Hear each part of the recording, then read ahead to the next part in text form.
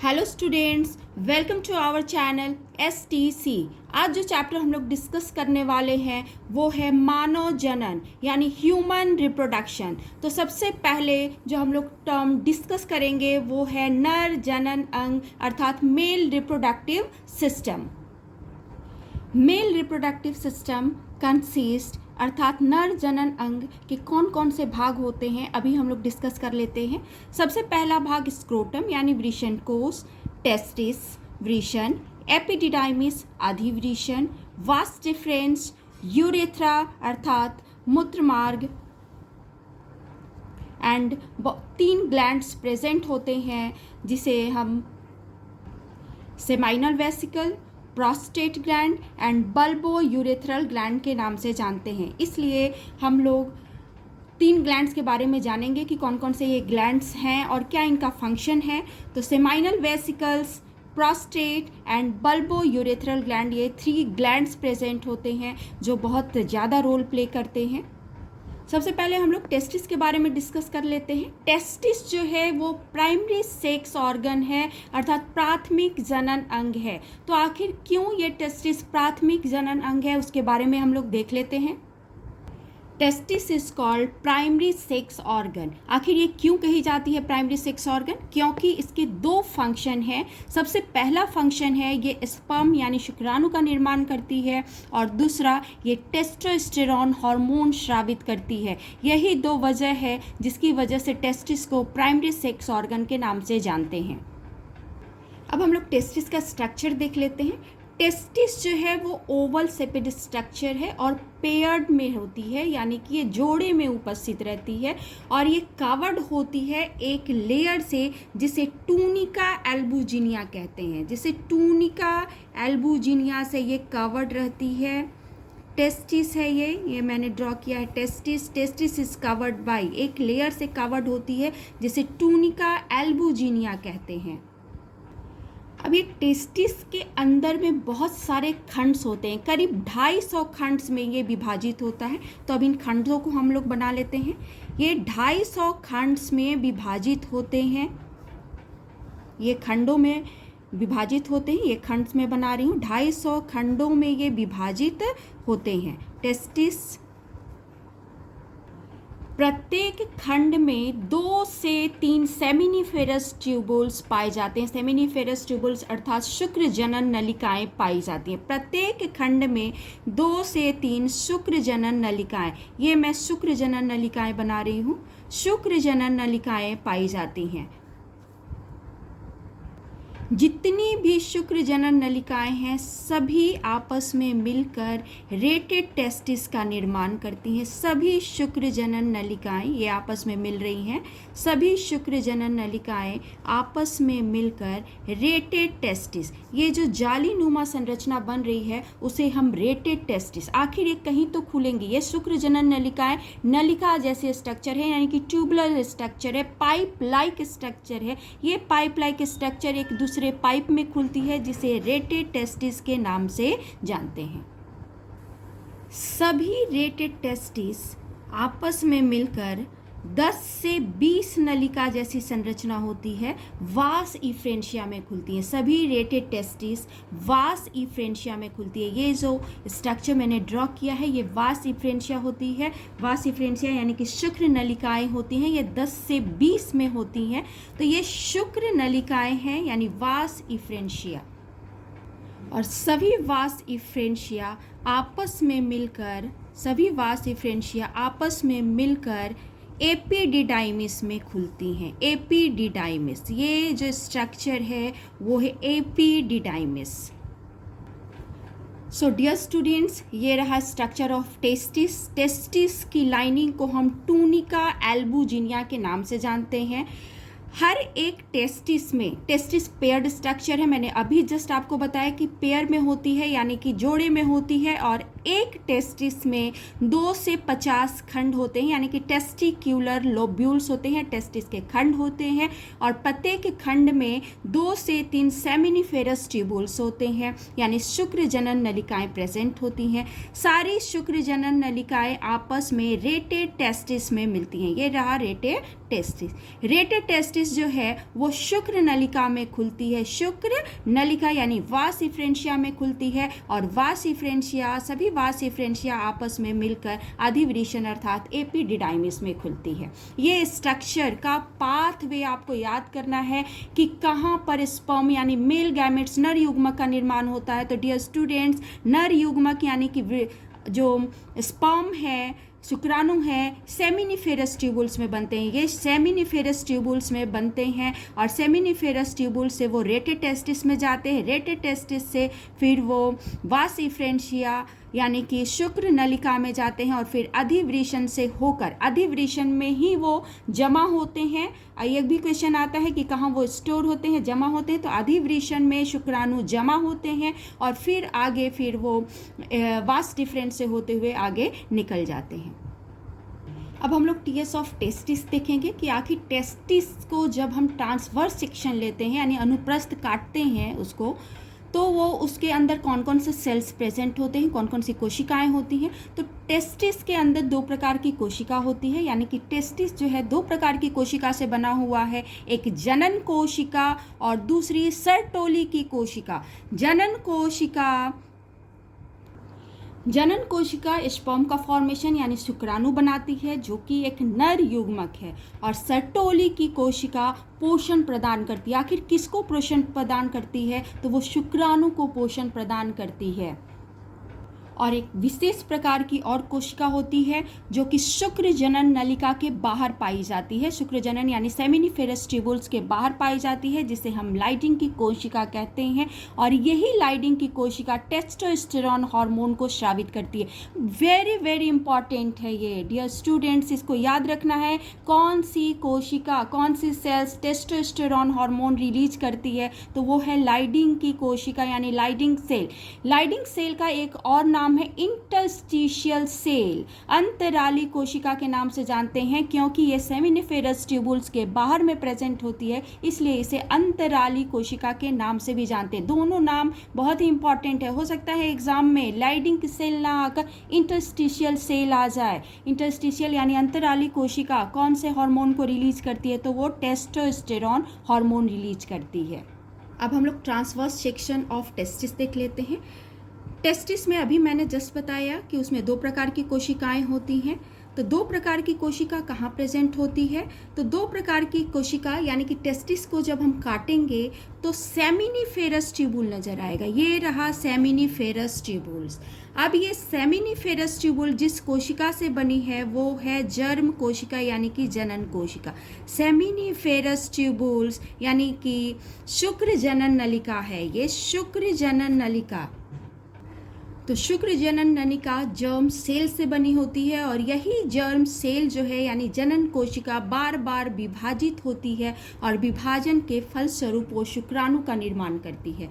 और ये सर्टोली की कोशिका है, सर्टोली की कोशिका, सर्टोली सेल्स। ये सर्टोली सेल्स जो है वो शुक्राणु को पोषण देती है, जर्म कोशिका को पोषण देती है। आखिर कोई तो पोषण देने वाला होना चाहिए, तो ये सर्टोली सेल जो है वो जर्म सेल और शुक्राणु को पोषण देती है।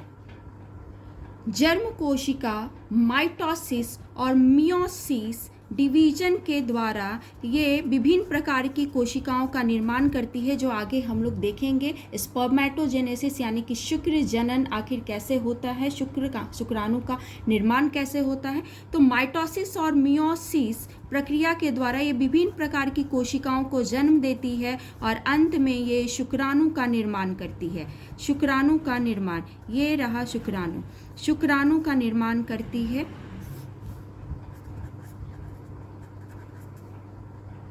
ये स्ट्रक्चर मैंने हाफ ड्रॉ किया है, इसको फुल स्ट्रक्चर फुल सर्कल में ड्रॉ करना है और इस पूरे सर्कल के बाहर में हमें लाइडिंग की कोशिका दिखानी है। लाइडिंग की कोशिका सेमिनिफेरस ट्यूबुल्स के आउटसाइड यानी बाहर में लाइडिंग की कोशिका प्रेजेंट होती है और यही कोशिका जो है वो टेस्टोस्टेरोन हार्मोन रिलीज करती है। इस प्रकार हमने टीएस ऑफ टेस्टिस देखा।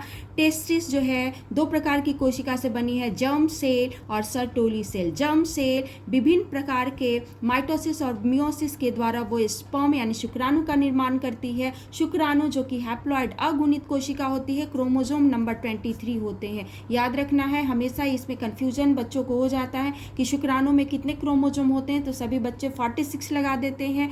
आखिर कैसे ये बना शुक्राणु, उसमें हम लोग डिस्कस करेंगे कि कैसे इसमें 23 क्रोमोसोम आ गए। अब हम लोग स्पर्मेटोजेनेसिस यानी शुक्राणु का निर्माण कैसे होता है उसको देख लेते हैं। अभी मैंने आपको बताया कि जो सेमिनिफेरस ट्यूबुल्स होती है यानी शुक्र जनन नलिका जर्म सेल से बनी होती है, तो सबसे पहले विभाजन जर्म कोशिका में होगा। ये जर्म कोशिका, जर्म सेल जो है वो माइटोसिस प्रक्रिया यानी समसूत्री विभाजन, माइटोसिस के द्वारा वो बहुत सारी कोशिका का निर्माण करेगी। अभी इसमें मैंने कहा 46 क्रोमोसोम, यानी मानो कि एक कोशिका में 46 क्रोमोसोम है। ये द्विगुणित कोशिका का नंबर है 46 यानी 23 पेयर्स है। समसूत्री विभाजन यानी माइटोसिस के द्वारा बहुत सारी कोशिका का निर्माण करेगी, जिसे स्पर्मेटोगोनिया कहते हैं। स्पर्मेटोगोनिया, बहुत सारी स्पर्मेटोगोनिया बनी। इसमें भी 46 क्रोमोसोम, क्योंकि ये समसूत्री विभाजन से बनी है। इस अवस्था को, जिसमें स्पर्मेटोगोनिया, बहुत सारी स्पर्मेटोगोनिया बनती है, उस अवस्था को हम मल्टीप्लिकेशन फेज यानी गुणन की अवस्था कहते हैं। अब गुणन की अवस्था के बाद वृद्धि की अवस्था आएगी, जिसमें हर स्पर्मेटोगोनिया यानी शुक्राणु कोशिका जन, हर एक शुक्राणु कोशिका जन वृद्धि होगी, उसमें वृद्धि हो गई यानी हर एक सेल्स बड़े होंगे, वृद्धि उनमें होगी और वो प्राइमरी स्पर्मेटोसाइट में चेंज हो जाएंगे, यानी प्राथमिक शुक्राणु कोशिका में वो परिवर्तित हो जाएंगे। इसमें भी क्रोमोसोम की संख्या 46 होगी। अब ये प्राइमरी स्पर्मेटोसाइट में मियोसिस की प्रक्रिया होगी। मियोसिस यानी अर्धसूत्री विभाजन होगा, मियोसिस 1 होगा, क्योंकि मियोसिस की प्रक्रिया 2 मियोसिस जब होती है तभी पूरी होती है। तो मियोसिस 1, जैसे ही मियोसिस होगा प्राइमरी स्पर्मेटोसाइट में क्रोमोसोम की संख्या आधी हो जाएगी। जो भी कोशिकाएं बनेगी उसमें क्रोमोसोम की संख्या आधी होगी, यानी कि 23 होगी। एक मियोसिस होने पर 2 कोशिका का निर्माण होगा, 2 कोशिकाएं बनेंगी। प्राइमरी स्पर्मेटोसाइट में मियोसिस 1 के फलस्वरूप 2 कोशिकाओं का निर्माण होगा, जिसे हम सेकेंडरी स्पर्मेटोसाइट यानी परवर्ती शुक्राणु कोशिका कहते हैं। इसमें क्रोमोसोम का नंबर हाफ हो गया, 23 है। क्वेश्चन भी आते हैं कि सेकेंडरी स्पर्मेटोसाइट में कितने क्रोमोसोम होते हैं, तो आपको याद रखना है 23। यहीं पर मियोसिस 1 के रिजल्ट में क्रोमोसोम का नंबर हाफ हो गया है। अब फिर मियोसिस 2 होगा, यहाँ मियोसिस 2 होगा, meiosis 2 as a result meiosis 2 एक सेल 2 सेल्स का फॉर्मेशन करेगी और इस तरह से 4 कोशिकाओं का निर्माण होगा। 4 सेल्स आर फॉर्म्ड और इन चारों कोशिकाओं को हम स्पर्मेटेड्स यानी पूर्व शुक्राणु के नाम से जानते हैं। और ये सारी अवस्था जिसमें प्राइमरी स्पर्मेटोसाइट्स स्पर्मेटेड्स का फॉर्मेशन करती है, उसे हम परिपक्व अवस्था यानी मैचुरेशन फेज कहते हैं। अभी ये जो स्पर्मेटेड्स बनी है वो फंक्शनल स्पर्म नहीं है, यानी क्रियाशील नहीं है। अब इसे क्रियाशील होने के लिए इसे चेंज होना होगा, इसमें टेल यानी पूंछ आना होगा और इस प्रक्रिया को हम शुक्राणु रूपांतरण कहते हैं। जब ये स्पर्मेटेड्स जो है वो पूरे तरीके से फंक्शनल शुक्राणु यानी स्पर्म का फॉर्मेशन कर देती है, तो ये शुक्राणु के नाम से जानी जाती है और इसमें भी क्रोमोसोम की संख्या 23 होती है। इस प्रकार से हमने स्पर्मेटोजेनेसिस आज देख लिया। डियर स्टूडेंट्स, अब हम लोग oogenesis यानी अंड जनन के बारे में जान लेते हैं। अंड जनन अर्थात अंड का निर्माण, formation of egg is known as oogenesis। अब इसके कौन कौन से फेज हैं, कैसे ये बनता है, एग का फॉर्मेशन कैसे होता है, और अंड जनन की प्रक्रिया फीमेल रिप्रोडक्टिव सिस्टम यानी मादा जनन अंग में होती है। मादा जनन अंग जो प्राथमिक मादा जनन अंग है वो अंडाशय यानी कि ओवरी है। और ओवरी क्यों है, क्योंकि एग का फॉर्मेशन फॉर्मेशन करती है और साथ साथ एस्ट्रोजन और प्रोजेस्टेरॉन हार्मोन का भी फॉर्मेशन करती है, सिक्रीशन करती है। इसलिए ovary is called primary sex organ in female. oogenesis के कौन कौन से स्टेजेस हैं उसको देख लेते हैं। तो सबसे पहले कोई भी सेल का फॉर्मेशन कोई जनन कोशिका से ही होती है। तो ये जनन कोशिका है जो कि ओवरी की कोशिका है। ओवरी यानी अंडाशय की कोशिका है जनन कोशिका, और ये अंडाशय की कोशिका में जो क्रोमोसोम की संख्या है वो 46 है, जिसको हम द्विगुणित संख्या के नाम से जानते हैं। अब ये कोशिका जो है बार बार विभाजित होकर बहुत सारी उगोनिया यानी डिंब कोशिका जन का निर्माण करती है। अब ये डिंब कोशिका जन वृद्धि करके प्राइमरी oocyte में चेंज हो जाती है, यानी प्रारंभिक डिंब कोशिका जन में परिवर्तित हो जाती है, और इस अवस्था को हम वृद्धि की अवस्था कहते हैं। और इस अवस्था में भी क्रोमोसोम की संख्या 46 होती है यानी 46 होती है। ये प्रक्रिया, इतनी तक की प्रक्रिया याद रखना है बिफोर बर्थ, यानी एक शिशु, एक लड़की जब अपने माँ के गर्भ में होती है तभी ये प्रक्रिया हो जाती है। यानी कि oogenesis की प्रक्रिया एक माँ के गर्भ में ही प्रारंभ हो जाती है। एक लड़की, एक शिशु जब माँ के गर्भ में होती है तो oogenesis की प्रक्रिया शुरू हो जाती है, और ये प्रक्रिया जर्म सेल से oogonia और फिर प्राइमरी oocyte स्टेज तक ये प्रक्रिया भ्रूण अवस्था में पूरी हो जाती है। और जब, यानी ये बिफोर बर्थ की प्रक्रिया है, बिफोर बर्थ यानी जन्म से पहले की प्रक्रिया है। और जैसे ही जन्म होती है और एक लड़की जब प्यूबर्टी अटेन करती है तो इस अवस्था के बाद अब मियोसिस की अवस्था आती है जिसमें एग का फॉर्मेशन होता है।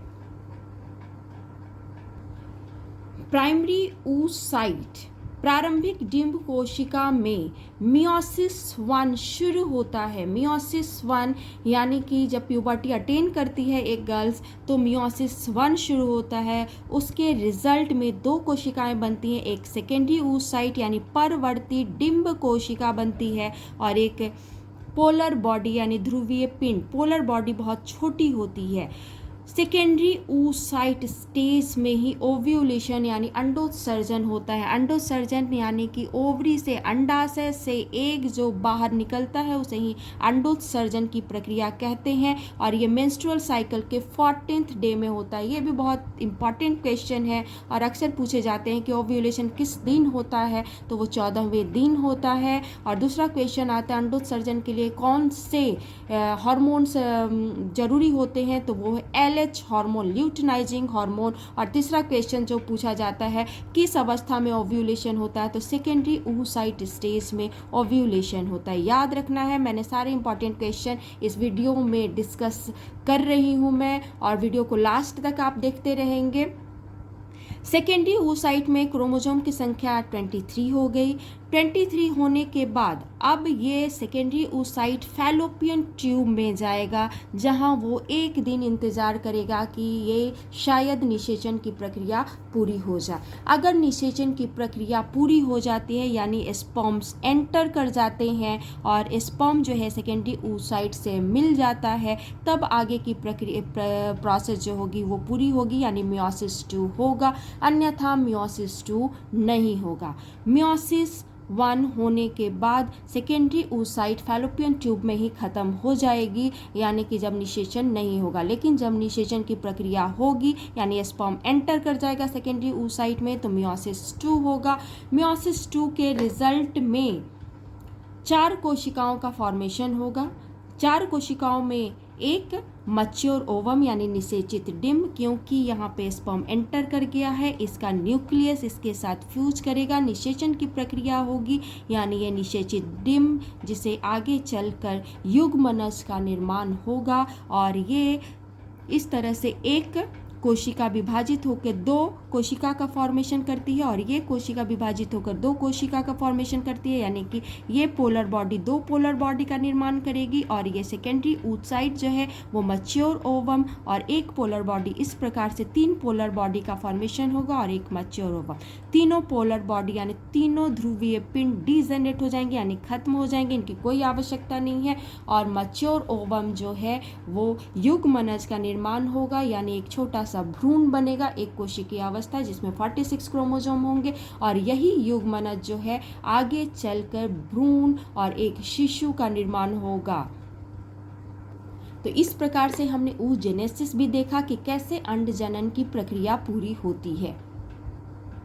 अब हम लोग अंडाशय का अनुप्रस्थ काट देख लेते हैं। अंडाशय का अनुप्रस्थ काट यानी टीएस ऑफ ओवरी भी क्वेश्चन पूछे जाते हैं 5 नंबर में, इसलिए इसके डायग्राम को आपको लर्न करके जाना है। तो ये ओवरी यानी अंडाशय एलमोंड शेपेड होती है, एलमोंड यानी बादाम की शेप की होती है और ये इसके चारों तरफ जो कोशिकाएं प्रेजेंट होती हैं उसे हम जर्मिनल एपिथेलियम यानी कि जर्म सेल के नाम से जानते हैं। जनन कोशिका, अभी मैंने बताया जनन कोशिका विभाजित होकर क्या बनाती है। सो डियर स्टूडेंट्स, अभी हम लोगों ने डिस्कस किया कि जर्म कोशिका विभाजित होकर क्या बनाती है। जर्म कोशिका विभाजित होकर उगोनिया बनाती है यानी डिंब कोशिका जन्म बनाती है और प्रत्येक डिंब कोशिका जो है वो फॉलिकल से यानी छोटे छोटे पुटकों में चेंज हो जाती है और जो सबसे पहला पुटक बनेगा वो प्राथमिक पुटक, प्राथमिक पुटक में थोड़ी सी वृद्धि होगी, फिर वो द्वितीयक पुटक, फिर वो तृतीयक पुटक, ये बड़ा होते जाएगा ये पुटक और अंत में जब ग्राफी पुटक का फॉर्मेशन हो जाएगा यानी कि मियोसिस, ग्राफी पुटक के फॉर्मेशन होते होते मियोसिस 2 कंप्लीट हो जाएगा और इसमें सेकेंडरी oocyte भी प्रेजेंट हो जाते हैं यानी कि क्रोमोसोम की संख्या हाफ हो गई और ये जब सेकेंडरी oocyte का फॉर्मेशन होगा तभी ओव्यूलेशन होगा। ओव्यूलेशन होने के बाद अगर स्पर्म अप्रोच करता है तो मियोसिस 2 आगे प्रोसेस होगी, अन्यथा सेकेंडरी oocyte फैलोपियन ट्यूब में खत्म हो जाएगी और मेंस्ट्रुअल साइकिल शुरू हो जाएगी। सेकेंडरी oocyte स्टेज में ओव्यूलेशन होगा, याद रखना सेकेंडरी oocyte में क्रोमोसोम की संख्या 23 है और ओव्यूलेशन की प्रोसेस होगी। जैसे ही एक ग्राफी पुटक से ओव्यूलेशन होगा यानी एग बाहर निकल जाएगी, ये पुटक कॉर्पस ल्यूटियम में चेंज हो जाएगा। कॉर्पस ल्यूटियम यानी कि खाली पुटक, केवल पुटक है, फॉलिकल है और बाकी कुछ नहीं है इसमें अंदर, लेकिन ये पुटक बहुत इंपॉर्टेंट है क्योंकि ये प्रोजेस्टेरॉन हार्मोन स्रावित करती है। प्रोजेस्टेरॉन हार्मोन को प्रेगनेंसी हार्मोन के नाम से भी जानते हैं और एक गर्भ में पल रहे बच्चे के लिए बहुत ही इंपॉर्टेंट हार्मोन है। अगर इसकी कमी हो जाती है तो मिसकैरेज हो जाता है। इस प्रकार से हमने टीएस ऑफ ओवरी भी डिस्कस कर लिया। अब हम लोग फर्टिलाइजेशन डिस्कस कर लेते हैं। ओवरी ने एग बनाया और टेस्टिस ने स्पर्म बनाया। अब जब दोनों मिल जाएंगे यानी कि fusion of male and female gamete जब होगा उस प्रोसेस को हम फर्टिलाइजेशन कहते हैं। फर्टिलाइजेशन की प्रक्रिया जो होती है वो अंडवाहिनी के एम्पुला भाग में होती है। बहुत इंपॉर्टेंट क्वेश्चन है। अंडवाहिनी यानी कि फैलोपियन ट्यूब के एम्पुला भाग में होती है जहाँ एक दिन सेकेंडरी oocyte इंतजार करता है। शुक्राणु स्पर्म लाइसिन रिलीज करता है और ये सेकेंडरी oocyte है। सेकेंडरी oocyte जो है वो एक लेयर से कवर्ड होती है जिसको वो जोना पेल्यूसिडा की लेयर बोलते हैं। जोना पेल्यूसिडा की लेयर बोलते हैं और जोना पेल्यूसिडा के लेयर के चारों तरफ कुछ सेल्स होते हैं जिसको कोरोना रेडिएटा के सेल्स कहते हैं। कोरोना रेडिएटा के सेल्स कहते हैं। मिलियंस ऑफ स्पर्म एंटर करने की कोशिश करते हैं। कोई एक स्पर्म अंदर एंटर कर पाता है जो सबसे पहले टच करेगा जोना पेल्यूसिडा की लेयर को, वही आगे जाएगा, बाकी कोई आगे नहीं जा पाएगा। जैसे ही एक स्पर्म एंटर करेगा जोना पेल्यूसिडा की लेयर में, बाकी डीपोलराइजेशन हो जाएगा यानी जितने भी ये कोरोना रेडिएटा के सेल्स हैं सभी हार्ड हो जाएंगे, सभी चिपक जाएंगे और बाकी के स्पर्म्स की एंट्री को रोक देंगे। जैसे ही जोना पेल्यूसिडा की लेयर को ये स्पर्म टच करेगा यहाँ पर यहाँ पर स्पर्म लाइसिन रिलीज होगी। कौन रिलीज करेगा? शुक्राणु स्पर्म लाइसिन रिलीज करेंगे, जिससे यहाँ की जो लेयर है जोना पेलिसुडा की लेयर डिसॉल्व हो जाएगी और फिर ये आगे जब बढ़ेगा, यानी शुक्राणु जब आगे बढ़ेगा तो ये प्लाज्मा मेम्ब्रेन को भी छेद करता हुआ आगे बढ़ेगा। शुक्राणु के सभी भाग पीछे रह जाएंगे, केवल केंद्रक यानी न्यूक्लियस अंदर एंटर करेगा। न्यूक्लियस के एंटर करते ही मैच्योर ओवम का फॉर्मेशन होगा। अभी जस्ट मैंने बताया कि जब शुक्राणु एंटर करेगा, स्पर्म आगे जाएगा, तभी मियोसिस 2 की प्रक्रिया होगी। तो इसके टच करते ही मियोसिस 2 की प्रक्रिया शुरू हो जाएगी और मैच्योर ओवम यानी कि निषेचित डिंब का निर्माण होगा और आगे चलकर यही निषेचित डिंब जाइगोट बनाएगी। अब आगे की जो प्रक्रिया होगी, जाइगोट कैसे एक भ्रूण का निर्माण और एक फीटस का निर्माण, एक छोटे से बच्चे का निर्माण करता है, उसको हम लोग देखेंगे। सबसे पहले जाइगोट माइटोसिस प्रक्रिया के द्वारा 2 कोशिका में चेंज हो जाएगा। यानी भ्रूण का निर्माण कैसे होता है, कैसे निषेचन के बाद एक छोटे से फीटस का फॉर्मेशन होता है, उसको देख रहे हैं हम लोग। जाइगोट यानी युग्मनज, जिसमें क्रोमोजोम की संख्या 46 हो चुकी है। अब ये माइटोसिस यानी समसूत्री विभाजन के द्वारा आगे बढ़ेगा। समसूत्री विभाजन है तो यानी प्रत्येक कोशिका में 46 क्रोमोजोम होंगे। जाइगोट में विभाजन होगा, विभाजन के फलस्वरूप 2 कोशिका का निर्माण होगा। फिर ये 2 कोशिका में फिर माइटोसिस होगा, 2 कोशिका 4 कोशिका में परिवर्तित हो जाएगी, 4 कोशिका में फिर माइटोसिस होगा, जिसके फलस्वरूप 8 कोशिकाओं का निर्माण होगा। 8 कोशिका वाली जो चीज़ बनी है उसको हम मोरूला स्टेज के नाम से जानते हैं। मोरूला स्टेज 8 कोशिका वाली संरचना मोरूला स्टेज के नाम से जानी जाती है और 16 कोशिका वाली संरचना भी मोरूला, यानी ये लेट मोरूला और ये अर्ली मोरूला है। मोरूला स्टेज यानी 8 कोशिका फिर से समसूत्री विभाजन माइटोसिस के द्वारा 16 सेल्ड स्टेज में चेंज हो जाती है। अब ये 16 सेल जो है फिर 32 सेल्ड स्टेज में चेंज हो जाती है। 32 सेल्ड स्टेज,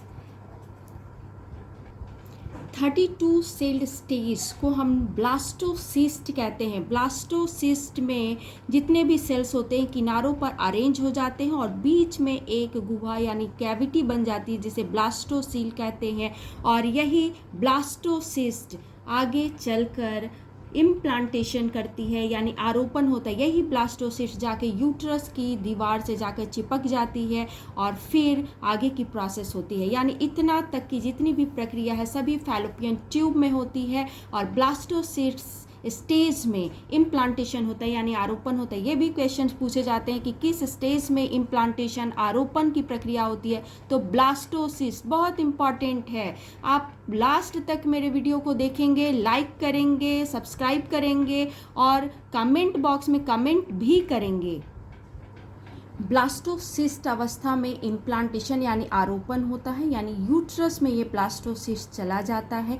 जैसे ही ब्लास्टोसिस्ट यूट्रस से जाकर चिपकेगा, अपरा निर्माण की प्रक्रिया पूरी होगी। अपरा यानी प्लासेंटा फॉर्मेशन होगा। क्यों होगा? क्योंकि यही प्लासेंटा जो है वो भ्रूण, जो छोटा सा भ्रूण जाके चिपका है यूट्रस की दीवार से, उसको पोषण देगा, ऑक्सीजन देगा, उसकी गंदगी को बाहर निकालेगा। प्लेसेंटा फॉर्मेशन के बाद जितनी भी कोशिकाएं बनी हैं, जितनी भी कोशिकाएं हैं वो 3 जनन स्तर का निर्माण करती हैं।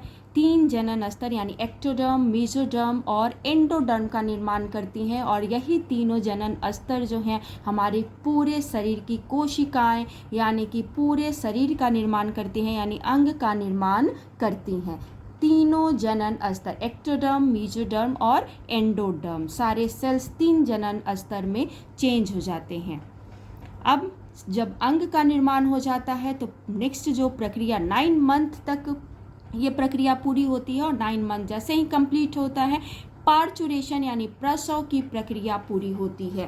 प्रसव की प्रक्रिया में 2 हार्मोन भाग लेते हैं। 2 हार्मोन भाग लेते हैं, एक है ऑक्सीटोसिन और दूसरा है रिलैक्सिन। ये क्वेश्चंस आते हैं, एक ऑक्सीटोसिन और दूसरा रिलैक्सिन। ऑक्सीटोसिन हार्मोन जो है वो यूट्रस के कॉन्ट्रैक्शन में मदद करती है, यानी यूट्रस का संकुचन कराती है, और रिलैक्सिन यूट्रस को यानी गर्भाशय की दीवार को रिलैक्स करती है। इस तरह से पार्चुरेशन में 2 हार्मोन मदद करते हैं, ऑक्सीटोसिन और रिलैक्सिन हार्मोन। डियर स्टूडेंट्स, गर्भता की अवधि 9 मंथ की होती है, 9 मंथ, कभी कभी 9.5 मंथ की भी हो जाती है। तो जो प्रथम महीने से लेके लास्ट महीने तक जो शिशु जब गर्भ में रहता है तो उसमें क्या क्या चेंजेस आती है, वो वेरी वेरी इंपॉर्टेंट है, इसको लर्न करना है, क्योंकि ये क्वेश्चंस पूछे जाते हैं। जब एक शिशु माँ के गर्भ में रहता है और जब पहले महीने केवल उसके कंप्लीट होते हैं तो शिशु का हृदय बनता है। सेकेंड माह में यानी दूसरे महीने में पैरों की अंगुलियां, हाथों की अंगुलियां, पाद यानी कि पैर विकसित होते। पाद भी यानी पैर और हाथ, पैर और हाथ दोनों पाद में आ जाते हैं। पैर और हाथ, पैरों की अंगुलियां, ये सभी विकसित हो जाती हैं। 3 माह जब पूरा होता है तो सभी अंगों का निर्माण पूरा हो जाता है। 5 माह में सबसे पहले एक स्त्री अपने गर्भ में पल रहे बच्चे की गतिशीलता का अनुभव करती है और साथ साथ सिर पर बाल भी उग जाते हैं। तो ये तो क्वेश्चन बहुत इंपॉर्टेंट है कि सिर पर बाल कब उगते हैं, तो 5वें माह में, और 24वें सप्ताह के अंत में पूरे शरीर पे बहुत ही कोमल कोमल बाल आ जाते हैं और आँखों की जो पलकें होती हैं वो भी अलग हो जाती हैं। अभी हम लोगों ने एक्टोडर्म, मेसोडर्म और एंडोडर्म के बारे में भी पढ़ा था। कुछ इंपॉर्टेंट क्वेश्चंस इससे बनते हैं, इसलिए मैं इसको डिस्कस कर रही हूँ कि एक्टोडर्म यानी 3 जनन स्तर हैं, एक्टोडर्म, मेसोडर्म और एंडोडर्म, जो गैस्ट्रुलेशन प्रक्रिया के द्वारा तीनों अरेंज होकर हमारे तीनों अंग का निर्माण करते हैं। तो एक्टोडर्म कौन कौन से अंग का निर्माण करते हैं, तो स्किन यानी हमारी त्वचा, ब्रेन और नर्व सेल, तंत्रिका कोशिका का निर्माण करती हैं। मीजोडर्म मसल यानी मांसपेशी, हृदय या ब्लड, किडनी, रिप्रोडक्टिव ऑर्गन, याद रखना है, बहुत इंपॉर्टेंट है। एंडोडर्म डाइजेस्टिव सिस्टम यानी पाचन तंत्र, श्वसन तंत्र, रेस्पिरेटरी सिस्टम और ईयर यानी कर्ण का निर्माण करती है। इस तरह से हमने पूरा whole reproductive system, human reproductive system देखा। आपको अगर कोई भी कंफ्यूजन है तो आप कमेंट बॉक्स में लिखकर कमेंट कर सकते हैं।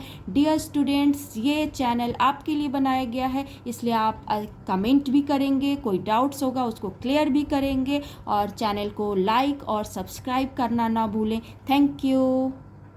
बंद करो।